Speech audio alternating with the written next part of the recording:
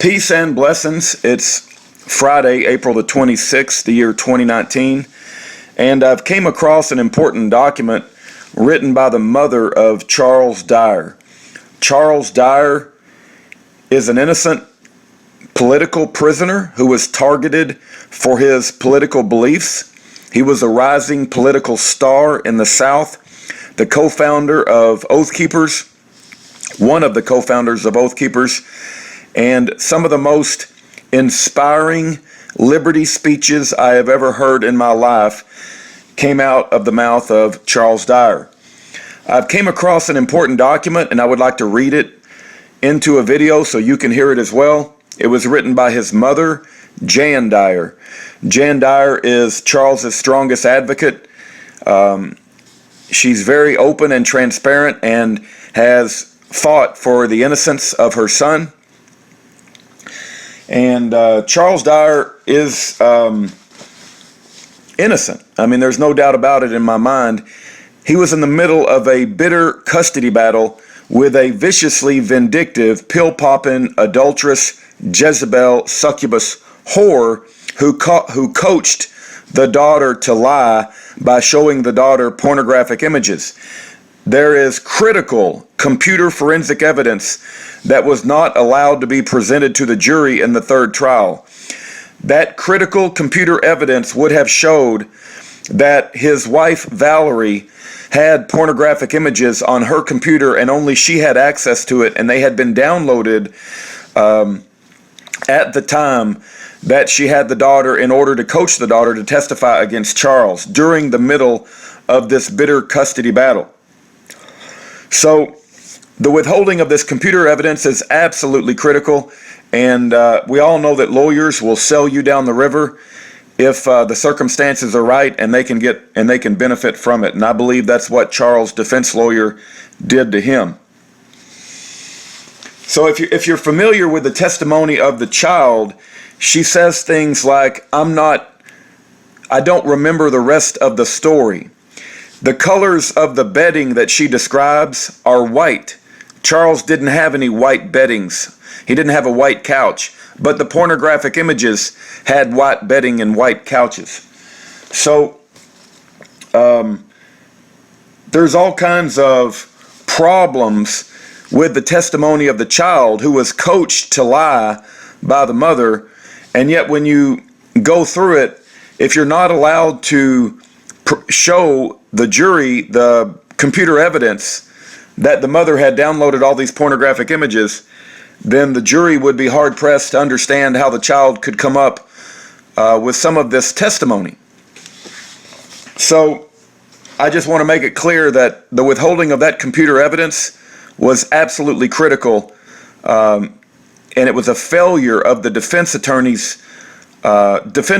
in Charles Dyer's case to adequately represent him. And Charles got 30 years. He's going to sit in 30 years in prison if something doesn't change. And so we're going to try to make noise and raise awareness about the case of Charles Dyer in hopes that God will work a mighty miracle to get him out of there. All right. Let me bring up this document and let's get started. This was a letter written by Jan Dyer to the judge as part of the pre-sentencing investigation. This is before they gave him 30 years. And it's 50 different points written by Jan Dyer. So I'm just going to go through all 50 points. And if you're interested in the case of Charles Dyer, hang around.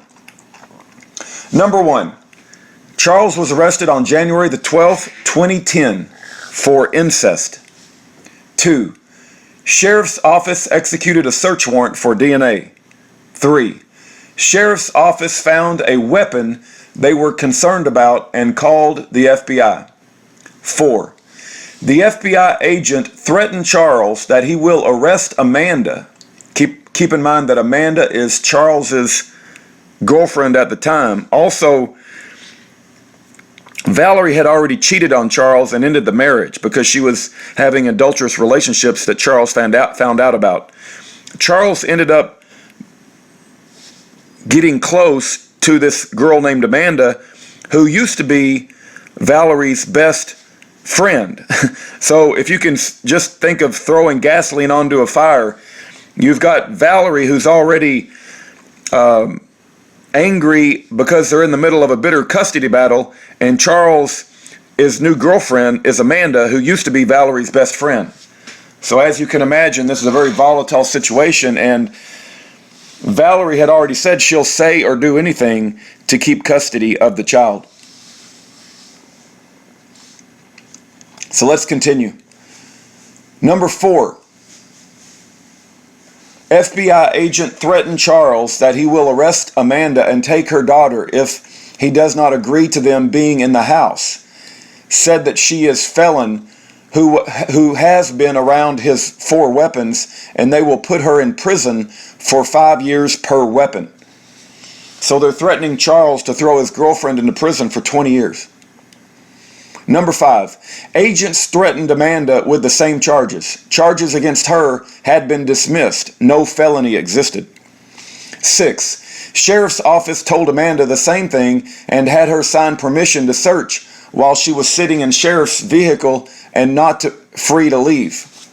Number 7, with only permission to retrieve the grenade launcher, the FBI checked out every weapon in the house to determine the legality of each and checked every identification number on each weapon. During this time, they even took an airsoft silencer. Then they got a warrant to check his storage unit, who even told them he had one.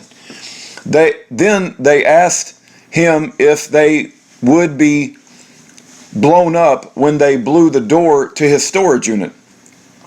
Charles asked them why they didn't just get the key from the house and open the lock and open the door.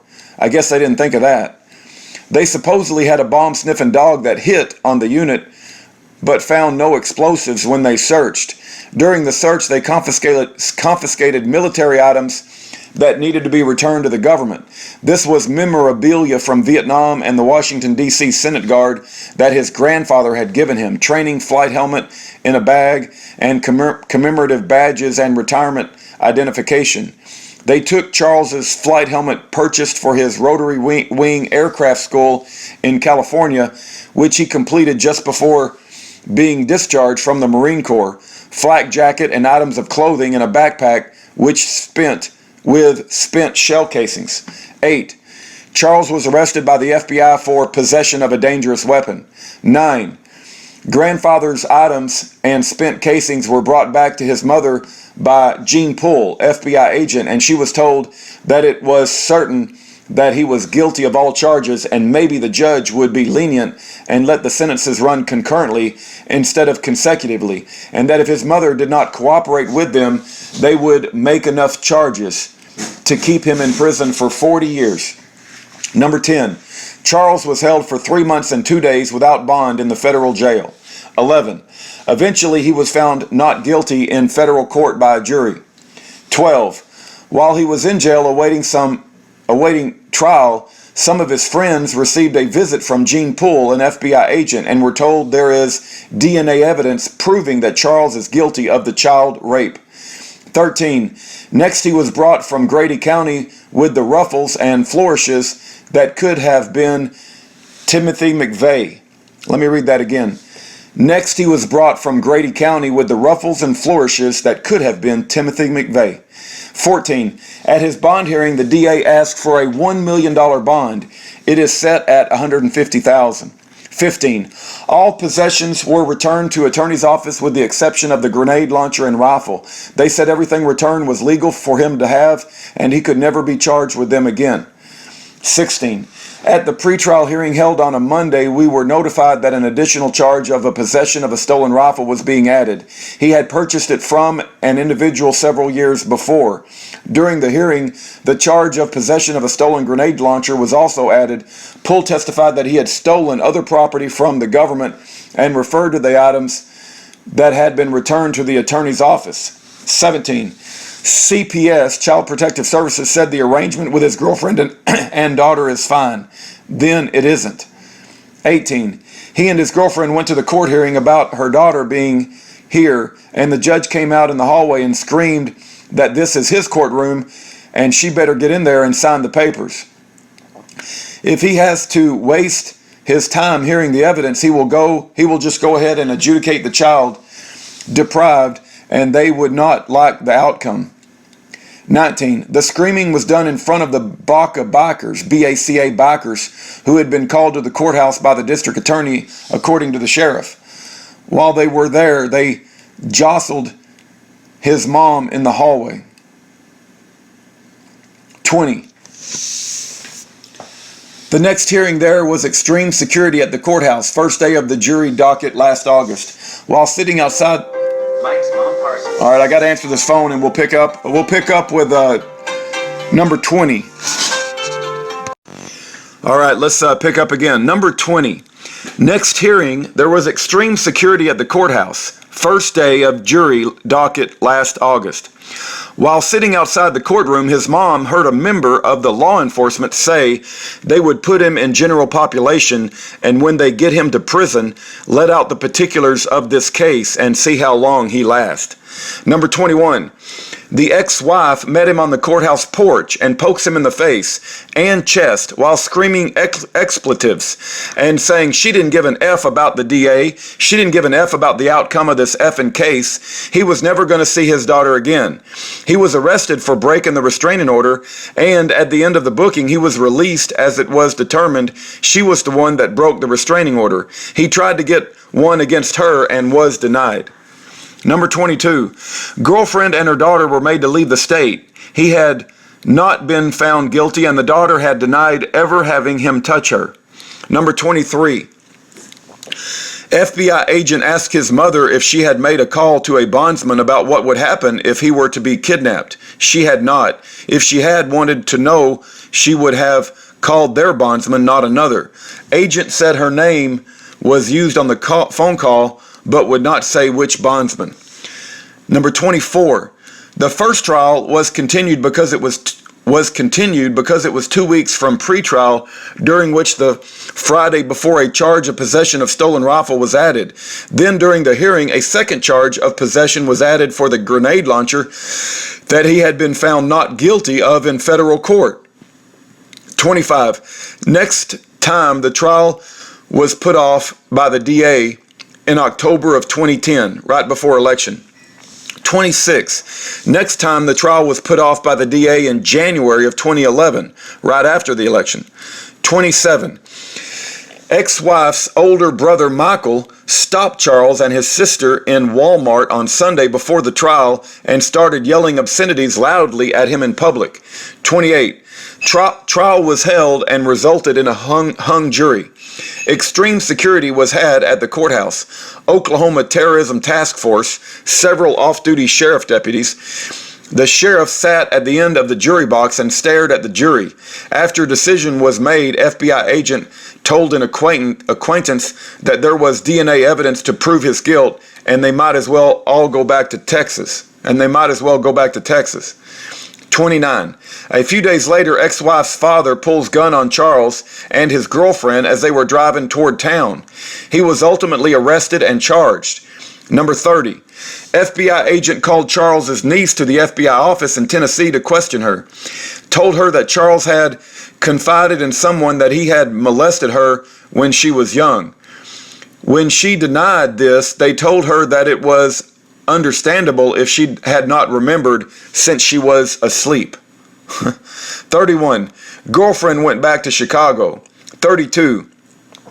Ex-wife filed charges on Charles for stalking her. It was proven that he was at his parents' and not possible to have been true. She claimed he had been in the car that had not been in the state for many months, as the girlfriend had it in Chicago. DA has refused to press charges on her for filing a false police report. 33.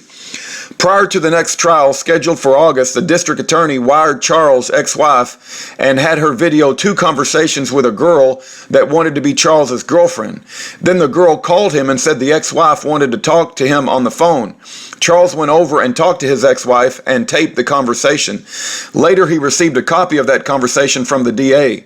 She had been wired trying to get Charles to admit to something, which was not going to happen because he is not guilty. She broke the restraining order again. 34. Someone burned down his house early Friday morning before court. 35. Charles left town thinking that his life had been threatened twice and he was the prime suspect for the arson. He had been taped by the DA. 36. When his house burned, nobody told his parents and they found out from a friend. The FBI called his girlfriend in Chicago to see if she knew where he was and then called an acquaintance in Texas, but never contacted his parents. 37. There was a hearing later in the day. On the day his house was burned to have a continuance in the trial, but it was denied. He was given the impression that he was under suspicion for arson. He left on Friday night after this court appearance and told nobody where he was going. When he left our home, he said he would call as soon as the hearing was over.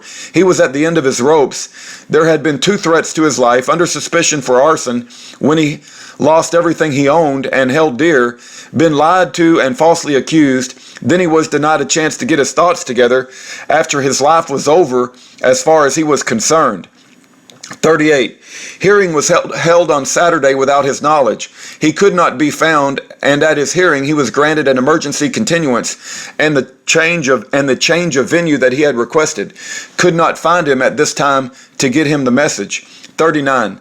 He missed the trial and then turned himself in on August the 22nd, 2011 and was brought back to Stevens County. 40. There was another bond hearing where he was denied. We had to ask to have him be given medical care for the right index finger that was extremely infected and had not been seen at this time. They did take him. It had to be drained and now he has lost the feeling in the distal portion of his finger. 41. A trial was held that resulted in another mistrial related to information being mailed to potential jurors by the district attorney's office. 42. On January 27th, 2012, our daughter, Amanda, Charles's girlfriend, and I went to the DA's office to see if Amanda was still on the paperwork for the Carl Wiley case. We were told she was, but would not be called for the preliminary hearing because it was too expensive on the state. We were also told that if Charles was found guilty, they would try to find a way to dismiss the case. I mentioned this to the FBI agent and that contacted me, and he said they couldn't do that. I reminded him what county he was dealing with. When Charles was found guilty and the Wiley preliminary hearing was held, which had been delayed from April 2011 to April 2012, he took a plea of 18-month deferred sentence. This was as close as they dared come without a complete dismissal. 43. I have been trying to get Charles' personal belongings back from the sheriff in Fort Bend, but that has to be done by Sheriff McKinney. The personal belongings the FBI has were to be returned, but they have quit communicating. 44. The FBI has stated multiple times that they have nothing to do with this trial, but have been at hearings, trials, and Western carries the evidence around with him in his notebook. He was also there the day Charles was supposed to have a polygraph. The polygrapher showed up, the test was started, and then stopped, and he was not given the opportunity to ever complete it. 45. Sheriff McKinney has put in the paper after the trial that Charles brought circus-style sideshows to the courtroom, one of which is his anti-government political beliefs. He is not anti-government, he is pro-constitution. There is a big difference. Anti-government is advocating anarchy, and he most certainly does believe we need a government, just one that follows the Constitution. Apparently the sheriff does not believe in the First Amendment. 46. They are trying to break our family, but it will not happen. We are strong and will support Charles both emotionally and financially. We love him and believe he has a right to his beliefs, as we all do. We do not always agree with him, but agree with his right to have them. He was hunted as being armed and dangerous across the country, not even being convicted of anything. He had the opportunity to cause harm and did not. He turned himself in peacefully, as he said he would. He was in fear of his life and of ours if he stayed close to us. 47. He has now lost all of his life's dreams. He had a place in the Army to complete his flight hours to receive his commercial rotary wing aircraft license, which he can never do now. He lost his daughter, his ability to ever live as a free man, cannot ever live around his girlfriend as she has a child, and will always have this charge on him. He needs to be out of jail so he can at least try to earn enough money to pay his child support and do what he can for his daughter in that way, and be able to try and complete the college education that he started, and his wife made him stop. Because there are females at the college in Tennessee where he was attending, and she did not want him around any others. Incarceration for 30 years will most certainly not be conducive to rehabilitation, as the judicial system says, is the projected outcome for incarceration. The community has not had any threat from him. He had the opportunity to be violent with all the threats he has had. His support system, when he gets released from jail at age 62, will be deceased or aged to the point of not being available to help, and he will need the support system. While redirecting his life. His father will be 75 in July. I should say, when she wrote this, his father was alive, but his father has now deceased while Charles has been in jail. And his mother's 70 in August. His sister, who is the main support system, also is 49. In 30 years, these will be 105, 179. I ask that he be released with no contact orders for Valerie and the child, and that he be allowed to leave the state for Tennessee, as he was offered in the plea bargain, to be able to start a life far away from his daughter. That was written on April the 14th of 2012, Jan Dyer.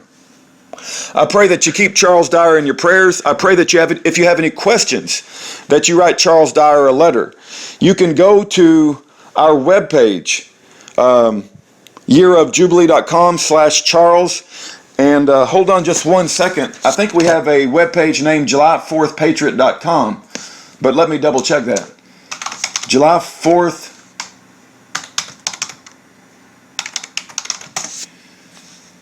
Yeah, you can go to July4thpatriot.com. It'll take you directly to Charles's page. And I pray that you educate yourself about Charles, listen to his speeches, and ask yourself if you think he was properly convicted or if he was the target of a government setup for his political beliefs. Thank you for your time.